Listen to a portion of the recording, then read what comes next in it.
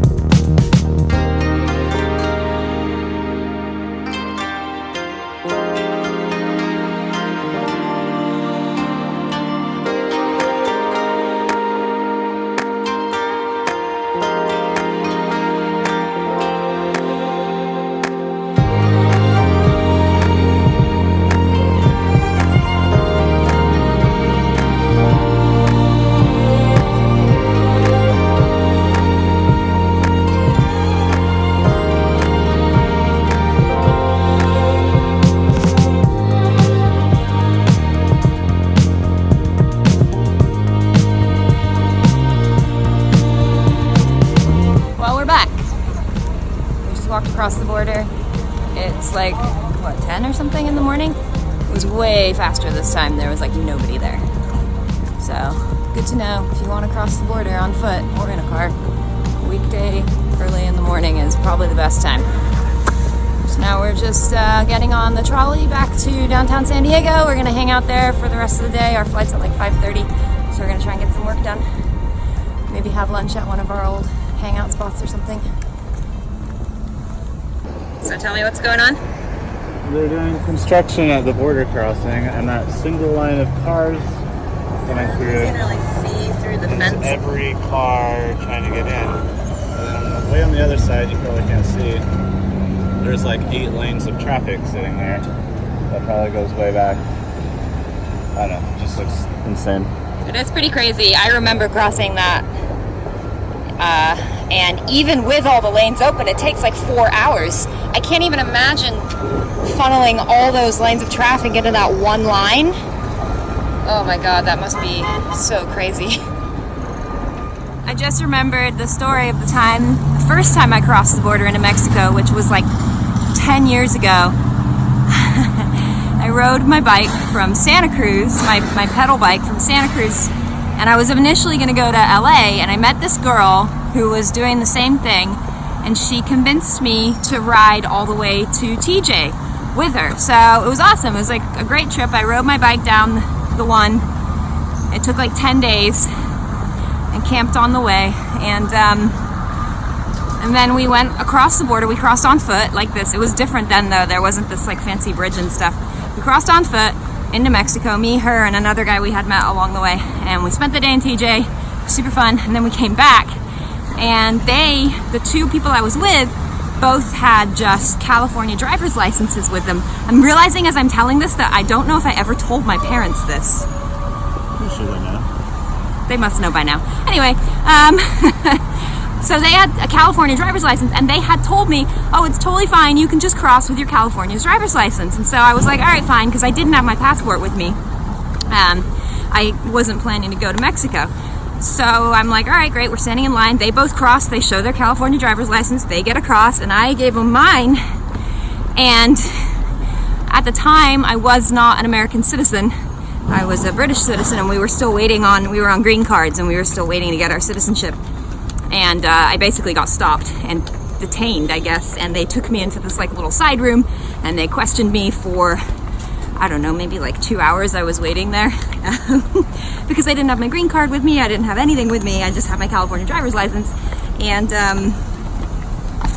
yeah, basically, long story short, they made me pay $500 to get back into the States. They gave me the option of, you can either pay us $500 now or you can spend the weekend alone in TJ in a motel while your family ships your stuff to you. And I was kind of like, that doesn't sound great. I was like 21 on my own at the time. So yeah, that's the story of the first time I ever crossed the Mexican border. I've gotten better at it since then. Thank God.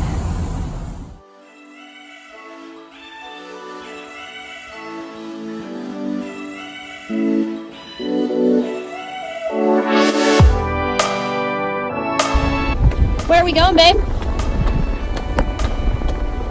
We're going to the San Diego Convention Center, try and catch the ferry over to Coronado Island to get some lunch. So we're gonna come back and go to the airport. Sounds pretty fun.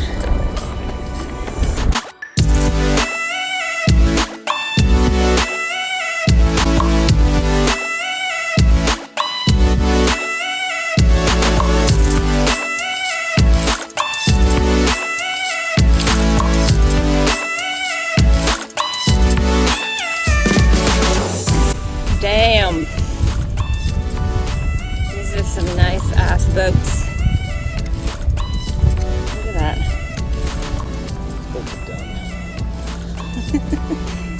I bet they're pretty comfy though. What? I don't know. A lot of drugs probably.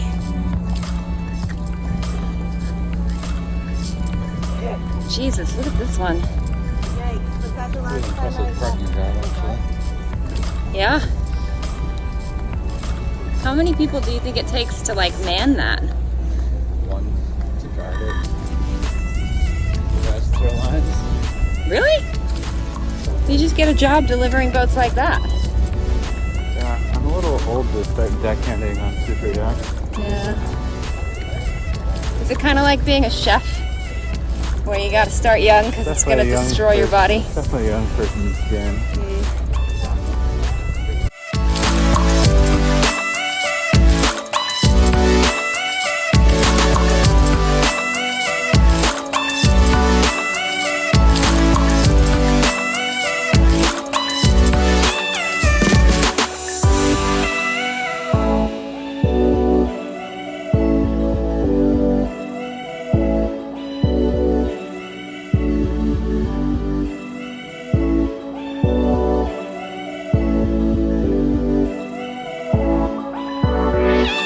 After a short ferry ride, we arrived on Coronado Island and got a nice lunch at the Coronado Brewing Company.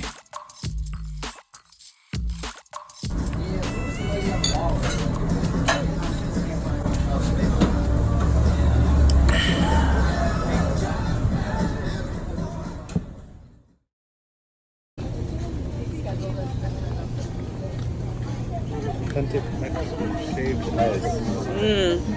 I didn't see any of that in Tijuana. Yeah. Can't be that authentic. After lunch, we took a walk around the Hotel del Coronado. The hotel was built in 1888. Its architecture was supposedly the inspiration for the Emerald City in The Wizard of Oz, as the author Frank Baum lived on Coronado while he was writing the book. Today, Coronado is sometimes referred to by locals as the Emerald City.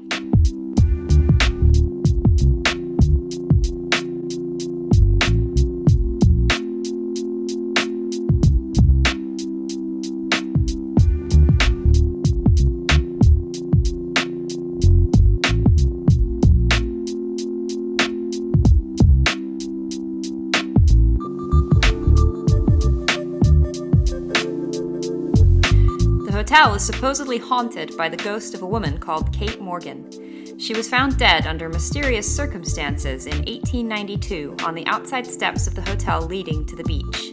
Legend has it she still visits her old room, so if you ever stay in room 3372, keep your eye out for her.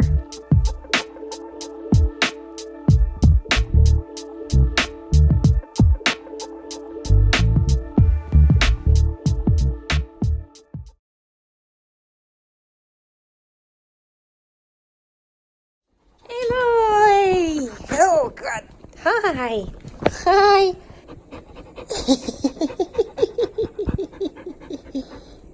Hello.